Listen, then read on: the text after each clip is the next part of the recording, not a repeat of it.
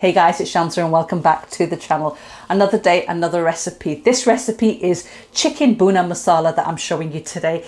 It's spicy, it's hearty, it's mouth-watering, and it's all about deep, intense flavors and slow cooking. Before I run through the ingredients with you quickly, please show your support, turn that subscription on for the channel, hit that bell notification, share the recipe with your family and friends. Let me know in the comments below how you find it. Thank you so much for your support.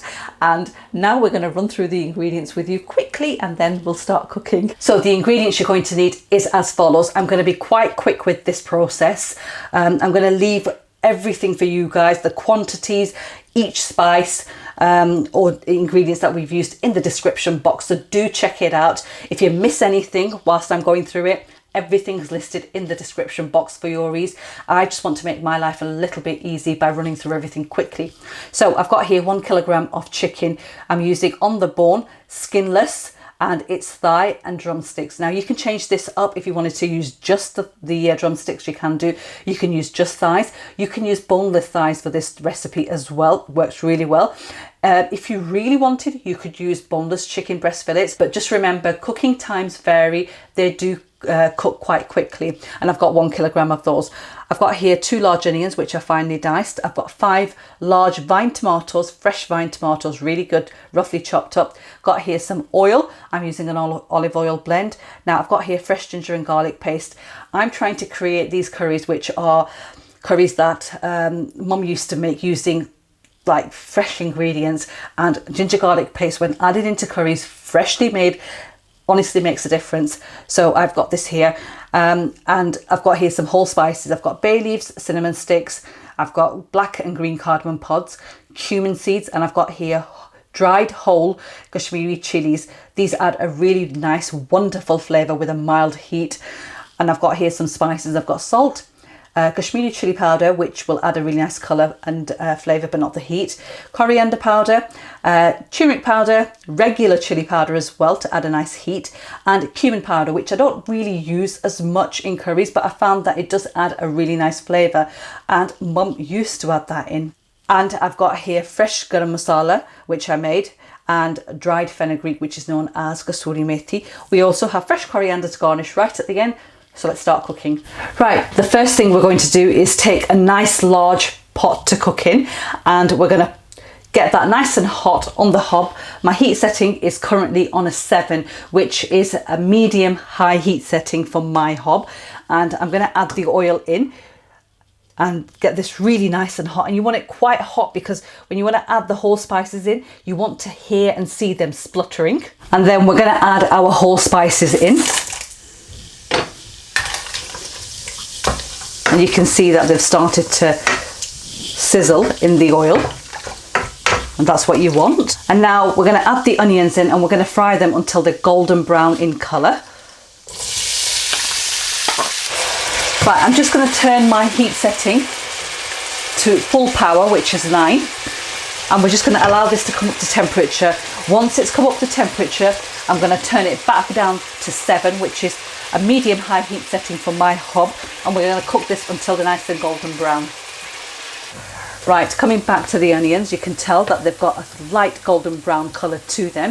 It's been around 8 minutes that they've been cooking away, and I'm going to add my garlic ginger paste into this, and you need 3 tablespoons of the garlic ginger paste, so 2, and that is 3. Just add that in.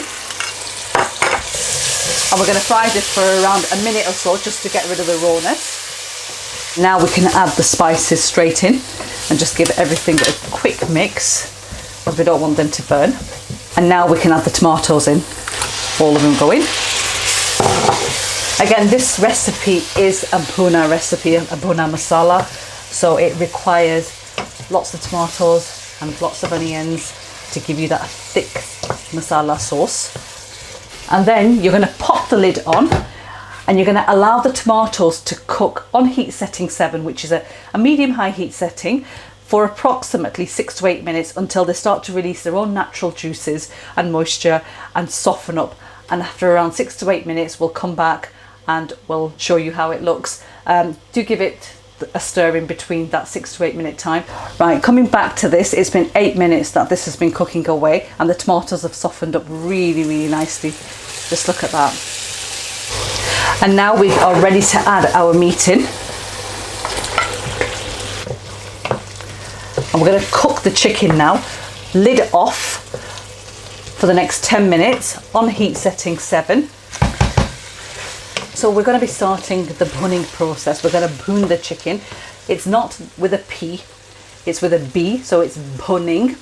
I know it might sound as if I'm pronouncing it with the P, but it's not, it's the B. And the bhuning process, a lot of you ask me what it is. It's basically cooking the meat or the vegetables with the masala, with the sauce.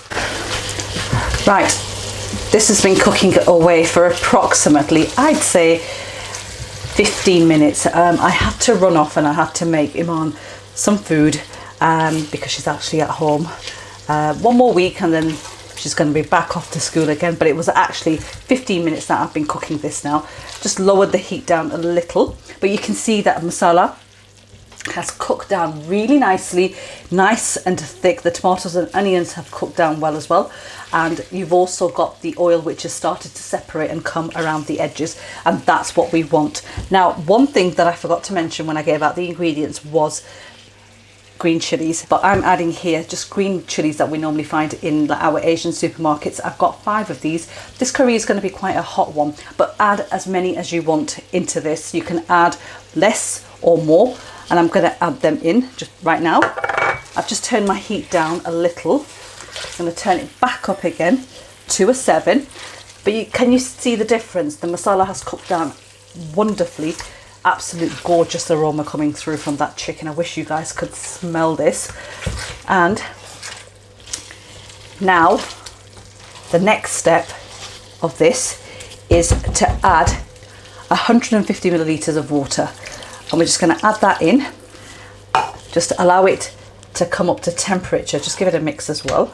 Right, one thing Mum used to do when she used to cook thigh is she used to have the meat side down, and you can see a little bit of colour on there because that's how I normally have mine as well when I cook it, because that's the thickest part of the meat. And she always used to say, okay, if you turn it that way down, it will cook better, and also you'll get a really nice colour on there as well. And that's exactly what I'm doing. I'm just following her way in this recipe. Right, this is coming up to temperature.